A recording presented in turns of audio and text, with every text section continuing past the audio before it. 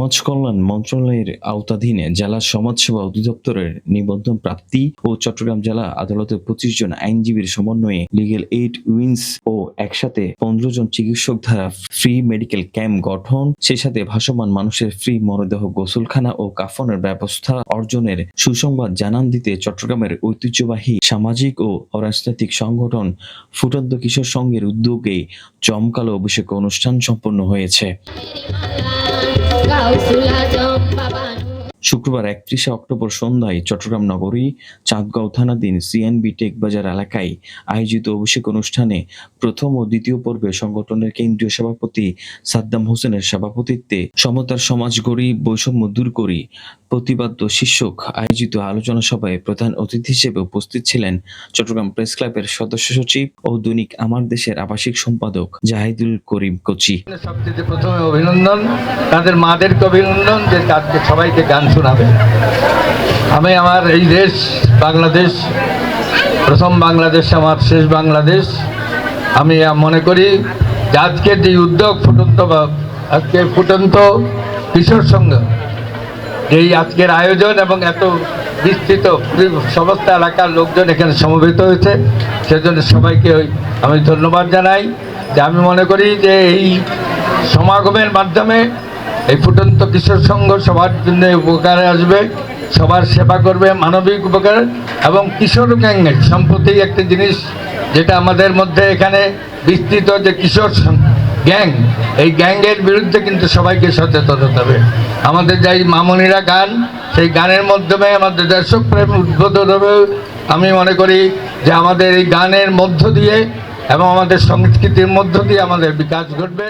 এ সময় আরো উপস্থিত ছিলেন চট্টগ্রাম মেট্রোপলিটন পুলিশের উপপুলিশ কমিশনার উত্তর আমিনুর ইসলাম, সংগঠনের প্রধান উপদেষ্টা ও alliance governor S M Aziz. আলোচনায় ফুটন্ত কিশোর সংঘের সার্বিক সক্রিয়তা ও অর্জন নিয়ে বক্তব্য রাখেন জাতীয় নাগরিক অধিকার ও নির্বাচন বিশ্লেষক এবং জাতীয় ইংরেজি দৈনিক ডেইলি ক্যাপিটাল ভিউজ এর নির্বাহী সম্পাদক এস এম আবুল বরকত আকাশ, ফুটন্ত কিশোর সংঘের যুগ্ম সাধারণ সম্পাদক কামরুল হাসান ফাহিম, ইস্তেয়াক, ইমন, আসিফ, সোহেল, জুবায়ের সহ আরো অনেকে উপস্থিত ছিলেন।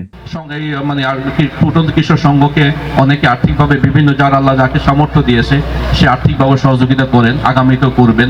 কারণ একটা সংগঠন চালাতে গেলে মুখে মুখে চলে না, আসলে যারা চালায় তারা বুঝে অর্থ প্রয়োজন হয়। এই যে ভাই যেটা দেখালেন যে এটা ওয়াশরুম, বিশেষ করে মুদ্রা যে ধৌতকরণের একটা ব্যবস্থা, এটা অনেক সময় রেয়ার হয়ে যায়। এখন এখানে এত সুন্দর পরিপাটি করে চারিদিকে কি সুশোভিত, ধুব্র সাদা টাইলস দিয়ে করেছেন, দেখলেই মন জুড়ে যায়। এই সৌন্দর্য, এই পবিত্রতার মাঝে এই যে পবিত্রতার একটা স্থান ওনারা তৈরি করতে পেরেছেন, তাদের যারা তৈরি করেছেন তাদের আপনার একটা সেলফ স্যাটিসফ্যাকশন বলে একটা কথা থাকে। কোনো মাদকের সাথে সম্পৃক্ততা না, কোনো সন্ত্রাসের সাথে সম্পৃক্ততা না, এবং এই এলাকাতে কোনো সন্ত্রাস আমরা করতে দেব না, মাদক সেবন করতে দেব না, কোনো দুর্নীতি করতে দেব না, কোনো জোর জোরপূর্বক ঘরের জায়গায় দখল করতে দেব না। এটা আমাদের অঙ্গীকার, এটা আমাদের 1 নম্বর অঙ্গীকার। আমরা চাই আমরা সবাই এই অত্র এলাকার যারা মুরব্বীরা আছেন, সংগঠক আছেন, সবাই হাতে হাত মিলিয়ে আমরা একটাই কাজ করি, আমরা দুর্নীতিমুক্ত বাংলাদেশ করব। যে কর্মযজ্ঞের সাথে দীর্ঘ 12 বছর আমি সম্পৃক্ত, প্রতিটি আয়োজনে, প্রতিটি অনুষ্ঠানে, প্রতিটি উদ্যোগে আমি সম্পৃক্ত ছিলাম।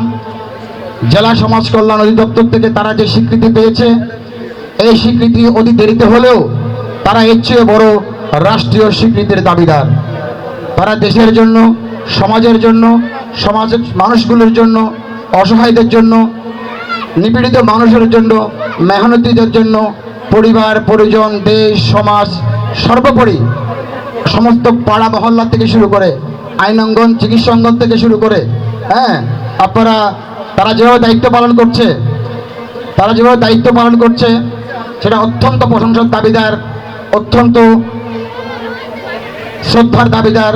তারা আমাদের সকলের পরিবারের মতো সমাজের দায়িত্বে, দেশের দায়িত্বে, জাতির দায়িত্ব নিয়েছে, অভিভাবকের দায়িত্ব নিয়েছে।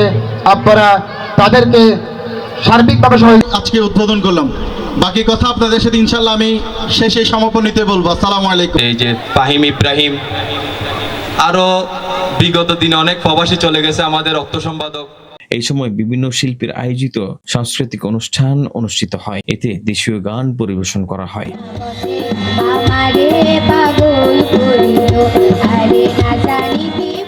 Desk report 24 Chittagong.